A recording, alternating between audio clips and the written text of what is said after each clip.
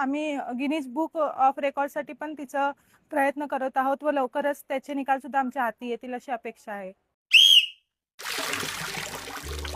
महाराष्ट्राच्या कानाकोपऱ्यात आज एकच नाव घुमतंय, वेदा प्रकाश सरफरे. अवघ्या 1 वर्ष 9 महिन्यांच्या या लहानग्या परीनं जे करून दाखवलंय ते ऐकून मोठे मोठे पोहणारेही थक्क होत आहेत.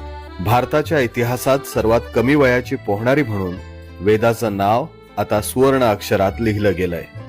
रोज संध्याकाळी सराव, थंड पाणी, मेहनत आणि या सगळ्याला साथ दिली ती कोच महेश मिल्के आणि गौरी मिल्के यांनी. सर्वात लहान अशी 9 वर्षांची वेदा ही पहिलीच प्रशिक्षण घेणारी विद्यार्थी आमच्याकडे होती, पण तिचा उत्साह दांडगा होता.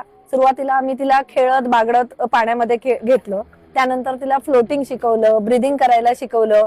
हळूहळू तिचा उत्साह एवढा वाढत होता, तिला पाण्याची आवड निर्माण झाली. त्यानंतर मी तिला थोडंसं अंतर 5 मीटर 10 मीटर अशा प्रकारे घ्यायला लागले आणि एक दिवस तिने 25 मीटर अंतर हे सहज पूर्ण करून दाखवलं. पण या यशामागे फक्त वेदाची हिंमत नव्हती, तर तिच्या आई वडिलांची अफाट जिद्द आणि समर्पण होतं. यापूर्वी पूर्ण जगभरामध्ये फिलिपाईनची एक मुलगी आहे जिने 2 मिनिट 7 सेकंदामध्ये 25 मीटरचं अंतर पूर्ण केलं होतं. पण ह्याच्या पुढे जाऊन वेदा सरफरे हिने वयाच्या 1 वर्ष 9 महिन्यामध्ये असतानाच 10 मिनिटांमध्ये 100 मीटरचे अंतर पार केलेलं आहे व त्यामुळे तिचं नाव आता इंडियन वर्ल्ड रेकॉर्ड बुक मध्ये सामील झालेलं आहे.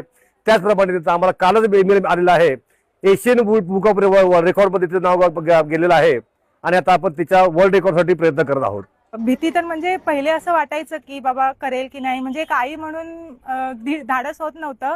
पण जेव्हा पहिल्यांदा तिला आम्ही जेव्हा घातलं ना, त्याच्यानंतर माझी थोडीशी भीती कमी झाली की नाही, ही करू शकते, ही काहीतरी हिच्यामध्ये काहीतरी वेगळं आहे.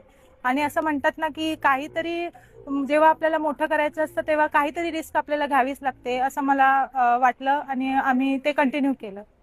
आज वेदा प्रकाश सरफरे ही फक्त एक मुलगी नाही, ती महाराष्ट्राची, भारताची शान आहे. ती सिद्ध करते की वय हे फक्त एक आकडा आहे. वेदानं हे दाखवून दिलंय की जर एखाद्या 2.5 वर्षाच्या मुलीला हे शक्य असेल तर तुम्हाला आम्हाला काय अशक्य आहे.